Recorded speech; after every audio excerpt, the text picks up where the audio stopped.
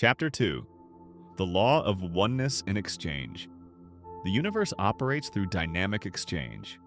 Giving and receiving are different aspects of the flow of energy in the universe, and in our willingness to give that which we seek, we keep the abundance of the universe circulating in our lives. This frail vessel thou emptiest again and again, and fillest it ever with fresh life. This little flute of a reed thou hast carried over hills and dales, and hast breathed through it melodies eternally new.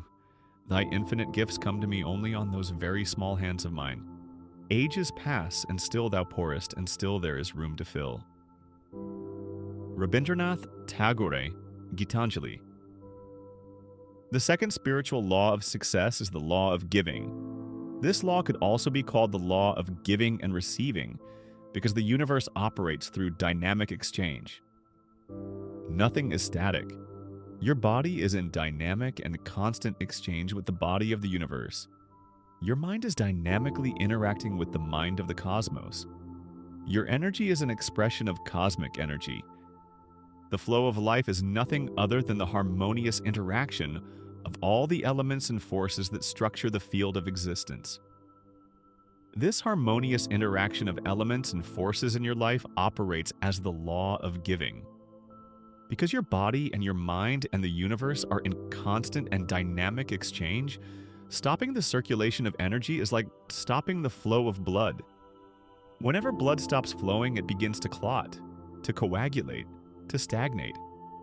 That is why you must give and receive in order to keep wealth and affluence, or anything you want in life, circulating in your life. The word affluence comes from the root word affluere, which means to flow to. The word affluence means to flow in abundance. Money is really a symbol of the life energy we exchange and the life energy we use as a result of the service we provide to the universe. Another word for money is currency, which also reflects the flowing nature of energy. The word currency comes from the Latin word currere, which means to run or to flow. Therefore, if we stop the circulation of money, if our only intention is to hold on to our money and hoard it, since it is life energy, we will stop its circulation back into our lives as well. In order to keep that energy coming to us, we have to keep the energy circulating. Like a river, money must keep flowing. Otherwise, it begins to stagnate, to clog, to suffocate and strangle its very own life force. Circulation keeps it alive and vital. Every relationship is one of give and take. Giving engenders receiving, and receiving engenders giving. What goes up must come down. What goes out must come back. In reality, receiving is the same thing as giving. And receiving are different aspects of the flow of energy in the universe. And if you stop the flow of either, you interfere with nature's intelligence. In every seed is the promise of thousands of forests. But the seed must not be hoarded. It must give its intelligence to the fertile ground. Through its giving, its unseen energy flows into material manifestation. The more you give, the more you will receive, because you will keep the abundance of the universe circulating in your life. In fact, anything that is of value in life only multiplies when it is given. That which doesn't multiply through giving is neither worth giving nor worth receiving. If, through the act of giving, you feel you have lost something, then the gift is not truly given and will not cause increase.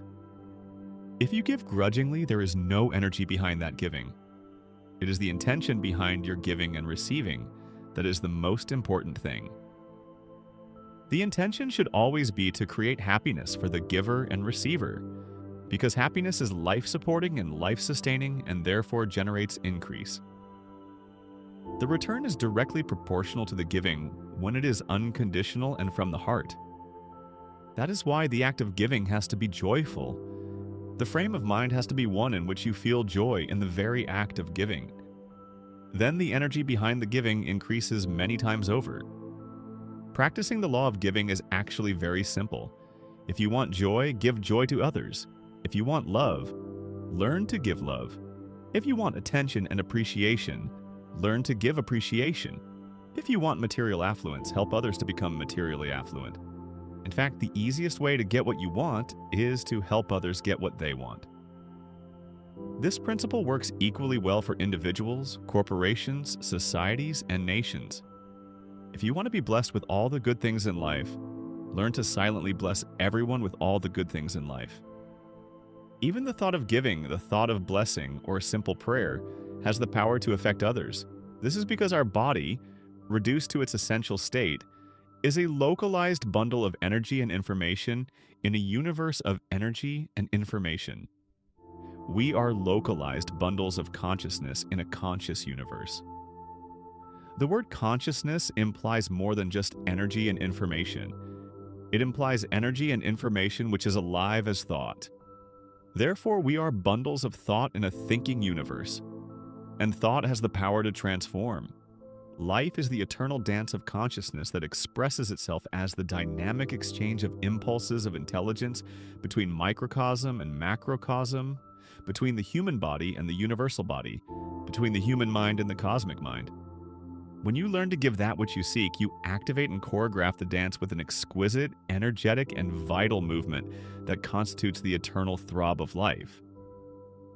The best way to put the law of giving into operation, to start the whole process of circulation, is to make a decision that anytime you come into contact with anyone, you will give them something. It doesn't have to be in the form of material things. It could be a flower, a compliment, or a prayer. In fact, the most powerful forms of giving are non-material. The gifts of caring, attention, affection, appreciation, and love are some of the most precious gifts you can give, and they don't cost you anything.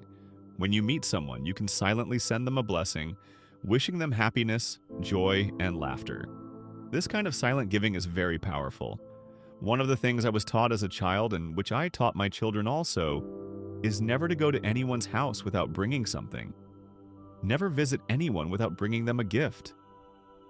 You may say, how can I give to others when at the moment I don't have enough myself? You can bring a flower. One flower. You can bring a note or card which says something about your feelings for the person you're visiting. You can bring a compliment. You can bring a prayer. Make a decision to give wherever you go, to whomever you see. As long as you're giving, you will be receiving. The more you give, the more confidence you will gain in the miraculous effects of this law. And as you receive more, your ability to give more will also increase. Our true nature is one of affluence and abundance. We are naturally affluent because nature supports every need and desire. We lack nothing because our essential nature is one of pure potentiality and infinite possibilities. Therefore, you must know that you are already inherently affluent, no matter how much or how little money you have, because the source of all wealth is the field of pure potentiality. It is the consciousness that knows how to fulfill every need, including joy, love, laughter, peace, harmony, and knowledge. If you seek these things first, not only for yourself, but for others, all else will come to you spontaneously. Applying the law of giving. I will put the law of giving into effect by making a commitment to take the following steps. 1. Wherever I go and whoever I encounter, I will bring them a gift. The gift may be a compliment, a flower, or a prayer. Today, I will give something to everyone I come into contact with, and so I will begin the process of circulating joy, wealth, and affluence in my life and in the lives of others. 2. Today, I will gratefully receive all the gifts that life has to offer me.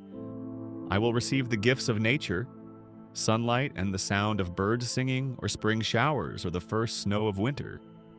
I will also be open to receiving from others, whether it be in the form of a material gift, money, a compliment, or a prayer.